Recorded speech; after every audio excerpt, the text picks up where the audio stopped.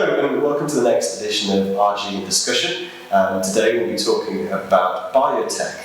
My name is Tony Gill, I'm a Senior Manager at Mycroft Glenton. I'm joined here today at Square One Models offices by partner Helen Brain.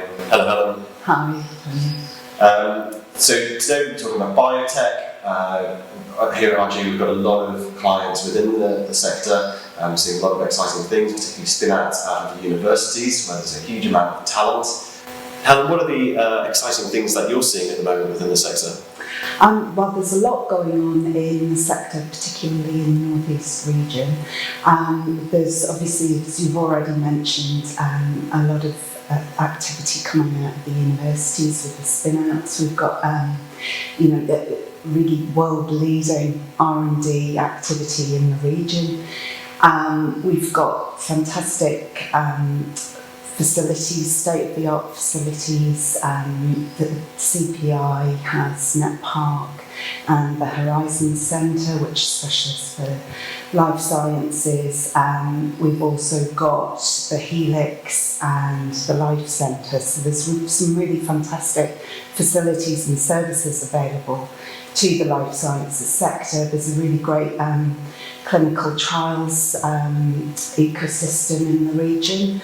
And we've also got centres for excellence in terms of ageing and healthcare, digital health tech, and the data innovation centre as well. So there's lots going on in the region and lots of really exciting businesses ranging from the sort of world household name type businesses that have bases here, and also lots of homegrown smaller businesses that are really important in the sector. No, for sure. And, a lot of those spin-outs are actually having world punch. Some of our clients are exporting to the US. There's a huge amount of appetite out there. Huge amount of opportunities here across Europe as well, so it's really encouraging. I think if you go down to the old brewery site down in Newcastle, it's incredible. It's amazing architecture there, fantastic home to some of the biotech companies in the North East. Yeah. It's a really exciting period for them. And what do you think the challenges are that your clients are facing right now? Well, they're quite familiar challenges that are sort of lasting effects from Brexit and the pandemic. So there's lots of issues in the supply chain, availability of raw materials, logistics and transport issues are really coming to the fore, and the ways in which we've helped clients with those issues at Square One, advising a lot in relation to sort of force majeure events, and not only COVID and Brexit, but we're looking now at more recent world events and issues around sanctions being imposed on Russia. So there's lots of those types of questions and pieces of advice that we're needing to give to our clients, not just in the life sciences sector, but across sort of chemicals manufacturing, software, and other sectors. So they're quite familiar issues, I think, and the way we try to help is by providing sort of innovative and really commercially focused, pragmatic solutions to those issues that clients are facing. Absolutely.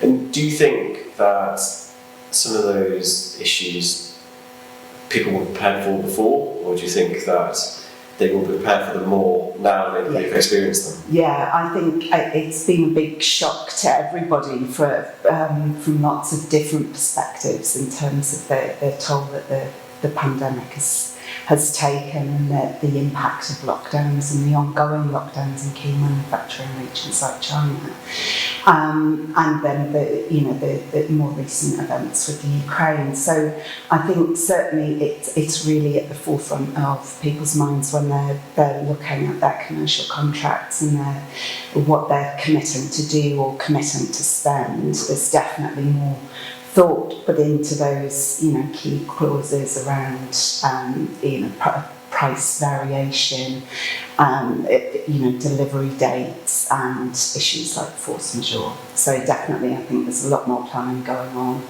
both on a contractual side of things and more generally commercially as well.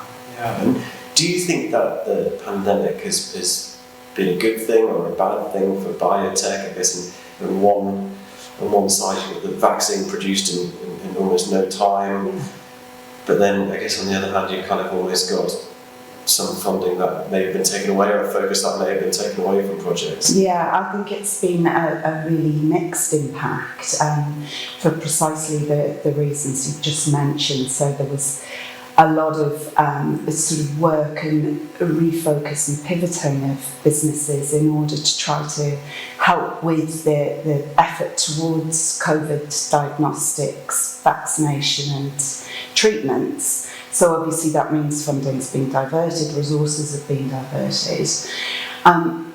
And just the general impacts of lockdown, as we've just been talking about in terms of supply chain and logistics. But I think there have been some really positive impacts on the sector, and they should last long term, I'd hope. So really key things, as you say, in less than a year we saw mRNA vaccines being developed, we saw diagnostics being developed and put out, and treatments as well, novel treatments. So that's all gone from initial sort of research and development through the regulatory process to actually use, and that's a massive achievement for a sector that traditionally has taken a long time to get to market. Mm-hmm. So I think that will have an effect in terms of what funding is available.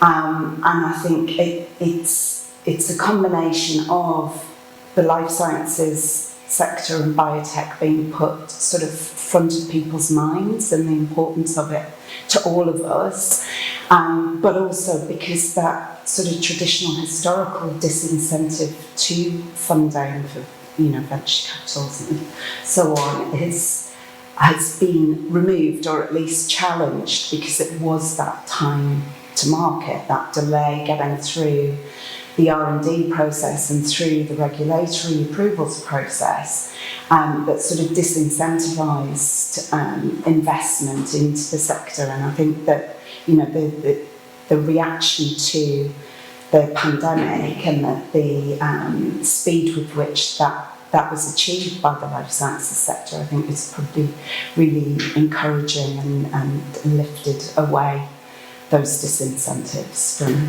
funding. No, for sure.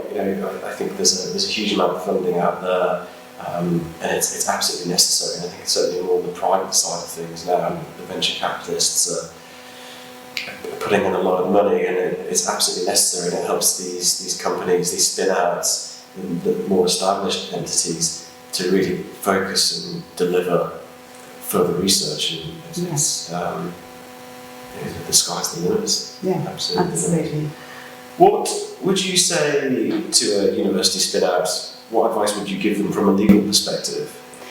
I think the key things are, obviously a foundation is knowing what your IP is and ensuring that you've got ownership and rights over that. But I think something that's very obvious but very important to keep in mind is what your commercial aims are and what your target market is, and how what your unique selling point is, and how you're actually going to get into your market. Obviously, the NHS is the key a marketplace, and it's making early steps towards ensuring that you can break into that market, because it can sometimes be a significant stumbling block. But also, I think if you have your commercial aims in mind and your market in mind, you are more focused and probably more able to navigate the regulatory landscape without going down sort of blind alleys in terms of getting, if it's a medical device or a new treatment or diagnostics out to market. If you've got those commercial minds and markets in the forefront of your thinking, you should be able to navigate the regulatory landscape more efficiently, in theory at least. I think from an accounting perspective, it's very important that companies in their infancy, map their cash flow management, that they're really on top of that, but also that they make the best use out of R&D tax credits. Do you think, and I think most companies that we work with do, obviously can't speak for all that we don't, but do you think that you see enough companies getting enough IP protection early doors?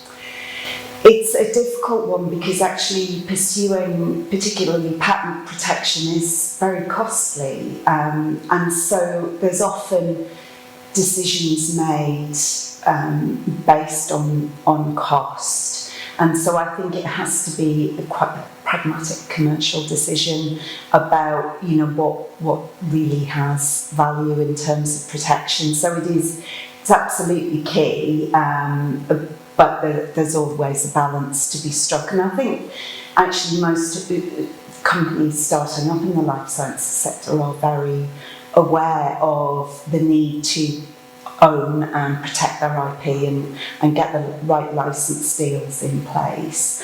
But in terms of pursuing registered protection, there's always a balance between cost and benefit on that and which markets you choose to protect in. Doors, okay, that's really interesting. Well, Helen, that's really interesting. Thank you so much for your time today. Thanks for having me here at Square One Law. I hope you found that really interesting at home. If you've got any questions, please do get in touch with myself or Helen, and I'm sure we'll be able to help you as best we can. Thanks very much.